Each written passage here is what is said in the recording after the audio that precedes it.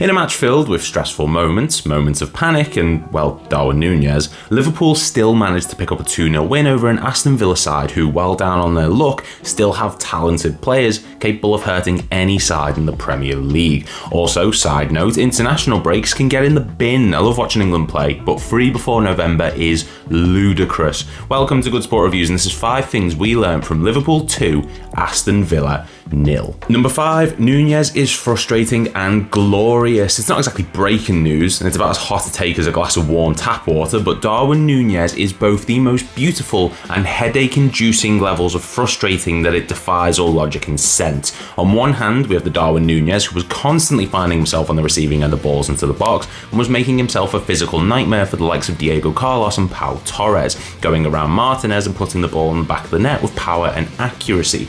And on the other hand, with the Darwin Núñez who could point a tank cannon straight up at the sky and still miss it.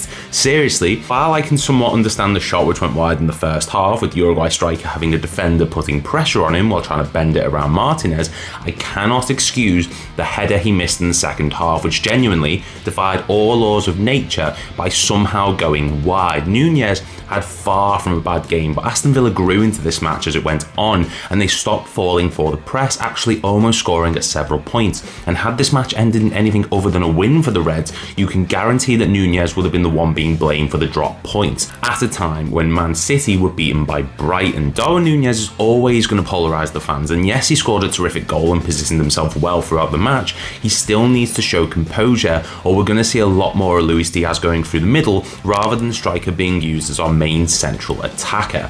Number 4, Ibrahima Konate is world class. I've said it before and I'll say it again. Ibrahima Konate has been Liverpool's best defender this season, and my God, he is the most beautiful man on the planet not called me. Seriously, he made Ollie Watkins and John Duran look like Andy Carroll and Andy Carroll from a different timeline, and showed off just how much of a physical specimen he is when the French centre-back recorded 4 clearances and 2 interceptions, as well as winning all 3 of his ground duels and both of his aerial duels throughout the match. Through the whole game, he marshalled the right side of the fence for the young Conor Bradley after Trent went off injured, and actually produced a few tackles and blocks, without which Villa would have been through on goal, with his incredible recovery pace saving us on multiple occasions. We've also seen on many times throughout this season just how vital Konate is to Liverpool's style of possession-based football, with him recording a pass completion rate of 91%, which is the highest he has ever recorded during his 4-year stint at the club, with his next highest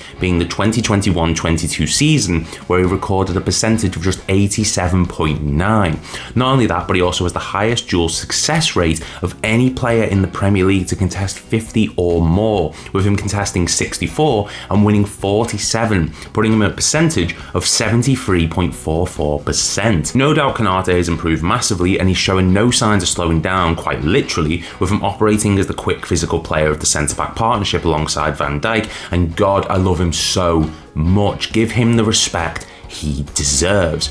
Number 3, Aston Villa showed teams how to get some success against Liverpool. Now, yes, we lost earlier on in the season to Nottingham Forest, but I wasn't doing these lists back then, so shut up. During the first half, the game plan from Aston Villa seemed quite simple. Press the defenders, pile men forward to create opportunities, and this almost worked on a couple of occasions, but it was actually in the second half, when Villa stopped doing this, that things got a bit more difficult for Liverpool. The main reason players will pass around the back and play possession-based football is to draw players towards them and create space for other players to Arne Slot themselves into, thus creating opportunities for attack. However, during the second half, Villa's press was a lot weaker, and this made things really difficult for Liverpool, with them struggling to get anything going beyond the halfway line for the first 15 to 20 minutes of the second period of the game. Now, while this means you're essentially sitting deep and not allowing a lot of options for yourself going forward, it seemed to null all sense of attack for Liverpool, and until John Duran came on and started pressing the defenders again, creating space,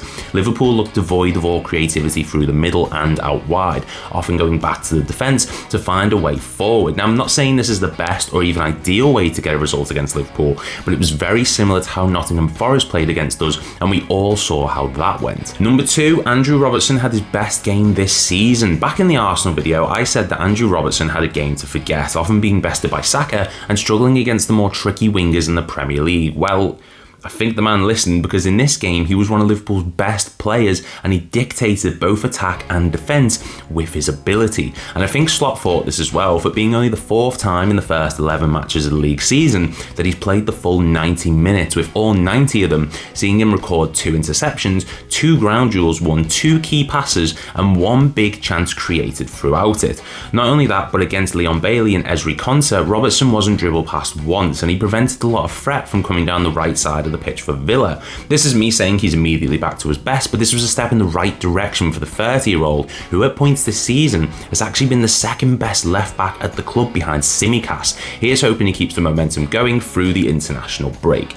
And number 1, get Salah the contract now. I don't care about age, I don't care about contracts or bonuses or wages. You give Mo Salah whatever he wants to stay at this club. If John Henry has to turn up at Salah's front door with his firstborn child as an offering, he needs to do it, because this man, this Premier League and footballing legend, needs to stay at this club until the day his home planet needs him back. Genuinely, this wasn't even that great of a Mo Salah performance in comparison to the high standards he set previously, but he still was running the show with him creating 1 big chance for Nunez, winning 4 ground duels, picking up 1 assist when he was pulled down while through on goal, and still managing to pass the ball to Nunez.